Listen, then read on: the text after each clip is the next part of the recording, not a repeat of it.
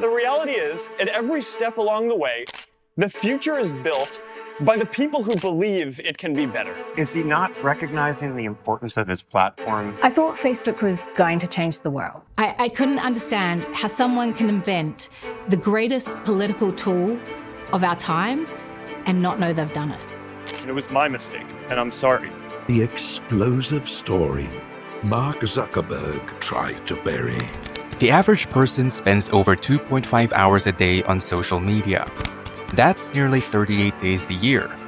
Most of it goes to platforms designed to keep you scrolling, even when you want to stop. And at the heart of that system is one invention: Facebook ads. In 2007, Facebook was just another growing platform. Then it launched its ad engine and turned from a social network into one of the most powerful companies on earth. Mark Zuckerberg promised advertisers something new: the ability to target real people in real time with real data. Likes, clicks, friendships, political leanings, insecurities, it all became ad fuel. That moment didn't just make Facebook rich. It built the foundation of what we call the attention economy. An entire generation began trading its time, unconsciously, for dopamine hits and targeted manipulation. You didn't pay money to use Facebook, but you paid with your focus, your privacy, your peace of mind. Because once Facebook learned how to predict what you'd do next, it started shaping what you would do next. When Facebook launched in 2004, it wasn't a business. It was a digital yearbook for elite colleges, a place to poke your crush and pass inside jokes. There was no business model, no revenue plan, just growth. In 2005, it still called itself free and always will be. But venture capital doesn't run on vibes, and by 2006, Facebook needed cash. So came the first experiments. There were flyers, tiny digital posters students could buy for a few bucks. Sponsored groups popped up: Red Bull, Apple, brands trying to look cool in college dorms. Then came a banner ad partnership with Microsoft. The ads were basic, barely functional, but they kept the lights on. Still, the scale wasn't there, and behind the scenes, the real insight was starting to form. Facebook wasn't just a place people visited. It was a mirror of who they were. Every click, like, comment, friendship, it all formed a behavioral blueprint, a live model of a human identity, updated in real time. Internally, the team began sketching a new kind of advertising system. Not annoying pop-ups, not generic banner placements, something different, something personal. Ads that didn't just follow what you looked at, but who you were, what you liked, who you knew, how you thought. It was bold, it was untested, but it was inevitable. And in 2007, that vision became real. Facebook wasn't just a platform anymore. It was a business, and it was ready to reshape the internet. November 6, 2007, a room full of advertisers, marketers, and media execs gather in Palo Alto for what seems like just another tech launch. Mark Zuckerberg walks on stage and says the quiet part out loud. For the last 100 years, media has been pushed out to people. But now, marketers are going to be part of the conversation.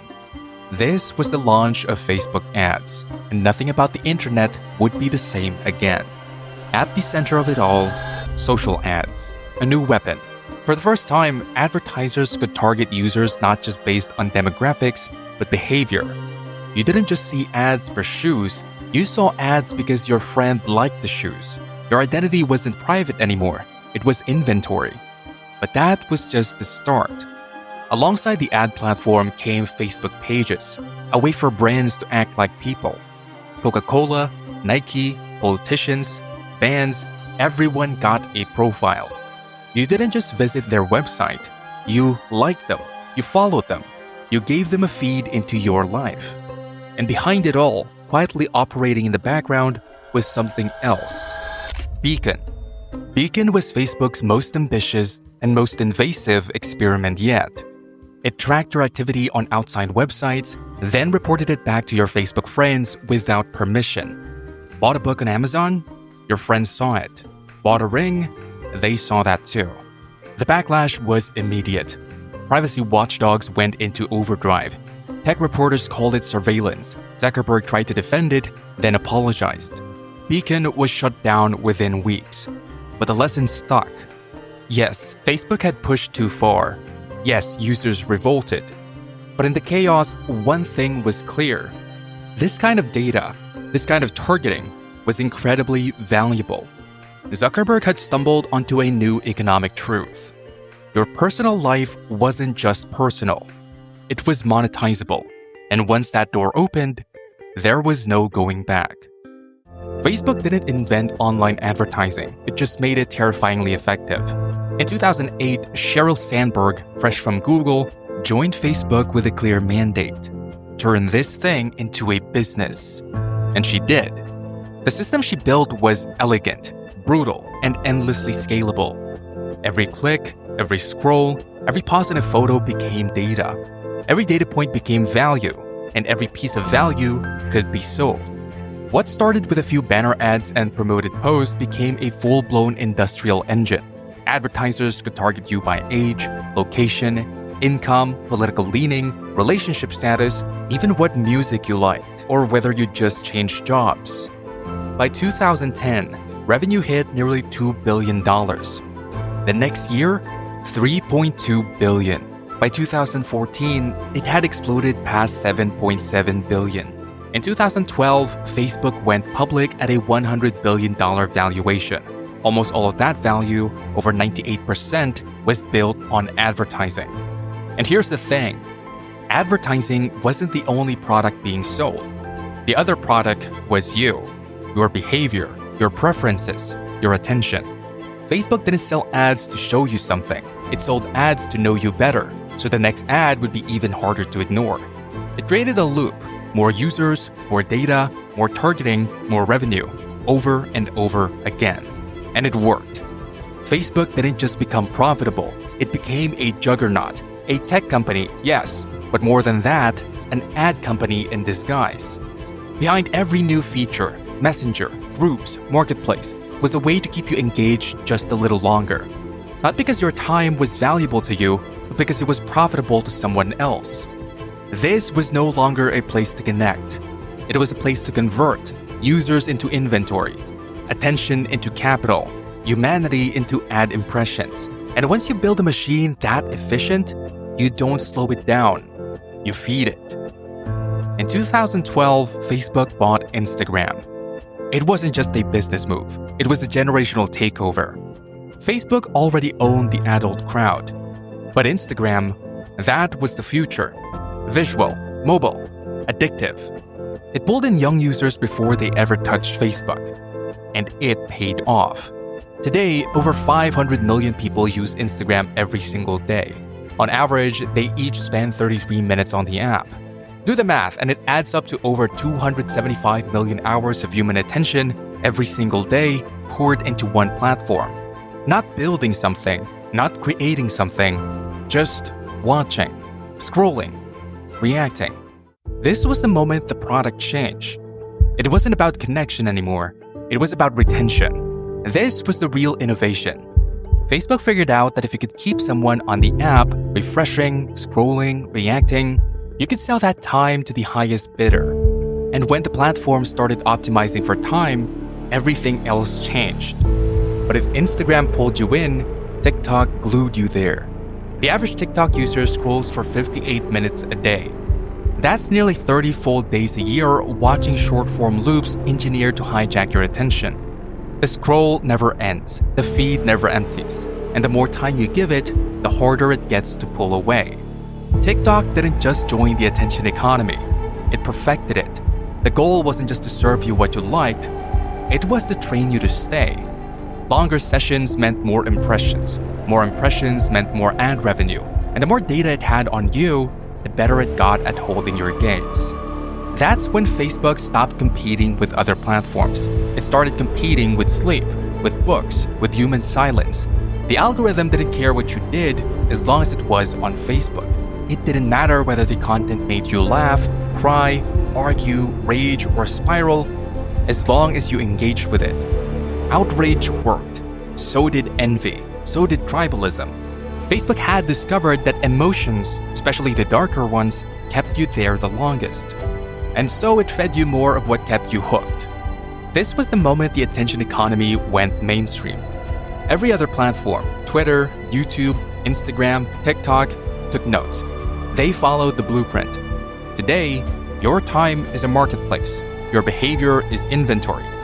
And the most profitable thing any platform can do is make you forget how long you've been staring at the screen. This didn't happen by accident. It was built, tested, and optimized until just checking Facebook became an hourly ritual for billions. Facebook didn't just keep you coming back by accident. It was engineered to do it. The like button wasn't a fun feature. It was a behavioral trigger, a dopamine drip, a way to gamify social validation and reward you with just enough approval to keep checking, refreshing, and reacting. Then came notifications. Bright red, impossible to ignore.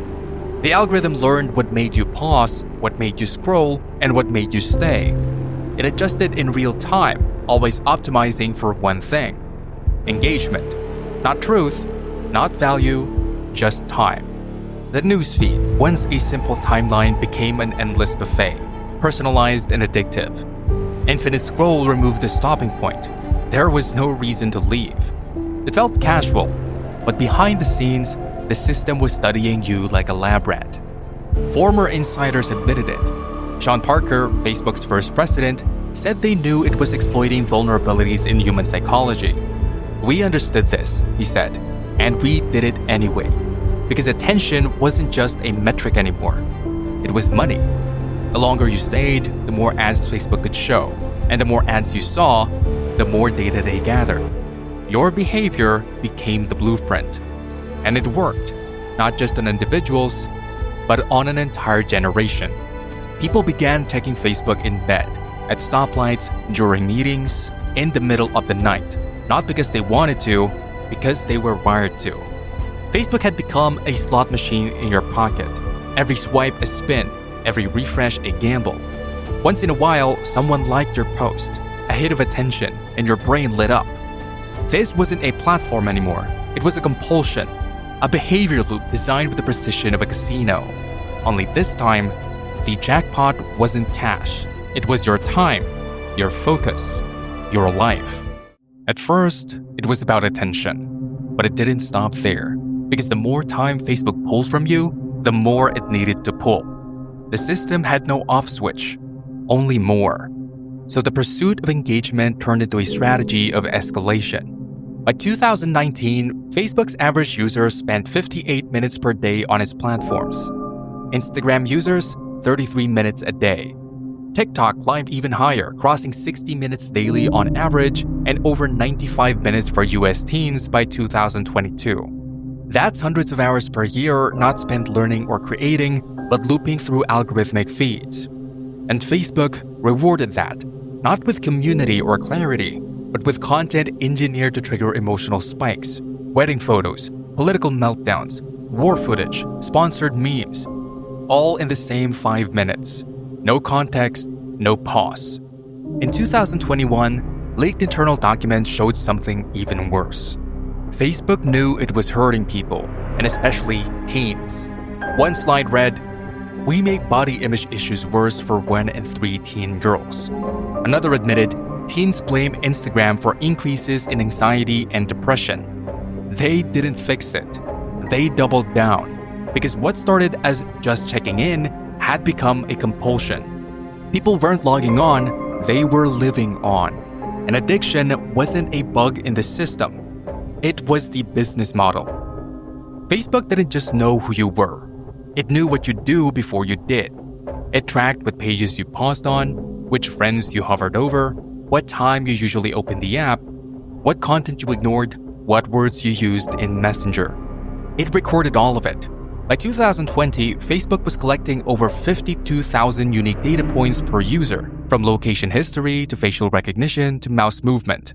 Every tap, every scroll, every micro-interaction became part of your behavioral profile. And then, it sold access to that profile. The tipping point came in 2018. Cambridge Analytica. A single quiz app scraped data from 87 million Facebook users, most of them without permission. That data wasn't just used for ads. It was used to manipulate elections, segment populations, seed propaganda, and distort reality. And Facebook let it happen. Congress launched hearings. Zuckerberg testified. But even as he sat under oath, Facebook's ad engine kept running. Users kept scrolling, and the company kept making billions. Because this wasn't a fluke. It was the natural result of a system designed to know everything about you and sell that knowledge to whoever paid. Privacy wasn't lost, it was monetized. And once your behavior becomes a product, it stops belonging to you. Facebook was always free. But today, that same model powers nearly every social media platform you use. TikTok, Instagram, YouTube, X, none of them charge you to join, but all of them monetize your time, your habits, your emotions. That word, free, was the biggest illusion of all. Because now we know the real price. Not dollars, hours, focus, mental health. You paid every time you checked your phone out of reflex. Every time you scrolled for just a few more seconds. Every time you clicked on something you didn't care about just because it was there. We didn't just accept these platforms. We began to measure our days in them.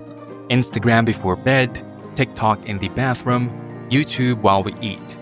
They're no longer tools. They're the default setting for modern life. It wasn't a scam, it was a design. And by the time we realized what we were trading, we'd already signed away the contract with every click. It all started with a promise. Connect the world. Make it free. Make it social. But the real innovation wasn't connection.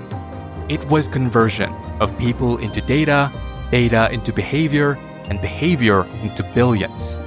It changed politics, changed parenting, changed how we date, how we work, how we think. And it all started with a little blue like button.